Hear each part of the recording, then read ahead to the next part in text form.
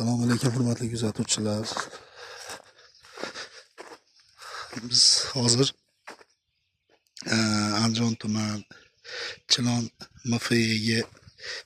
MFEda joylashgan mikrokredit bank homiyligida, hamkorligida fuqarolar bilan tashkil etilgan 9 gektarli no'xat mahsuloti yetishtirilayotgan kontur 480 raqamli konturga keldik. Ushbu konturda 66 ta dehqonlar bilan birgalikda Xirabek dehqonlar ishlab chiqarish kooperativi hamkorligida mahsulot yetishtirilyapti.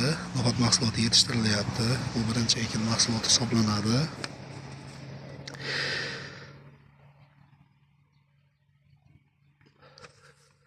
Ushbu konturimiz no'xat mahsulotlarini ko'rsak bo'ladi. Hozir bu suvdan chiqqan holati. Birinchi ekin mahsuloti, keyingi ekin mahsulotlarida, ikkinchi ekin mahsulotlarida ushbu dehqonlar bilan birga yuqori daromad beruvchi mahsulotlarni yetishtirish ko'zda tutilgan. Ushbu konturimiz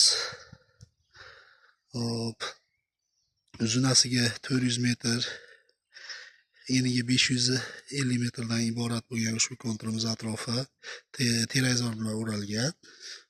Yon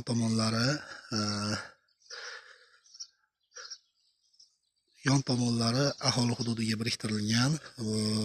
O'ng tomon hududimiz ham aholi hududiga biriktirilgan hamda mana orqa tomonlarimiz yo'l qatnov qismiga tutashgan.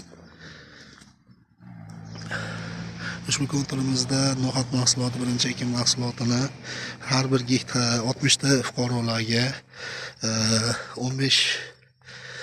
va 15 soti hisobida ajratilgan. Ushbu 9 gektarlik konturimiz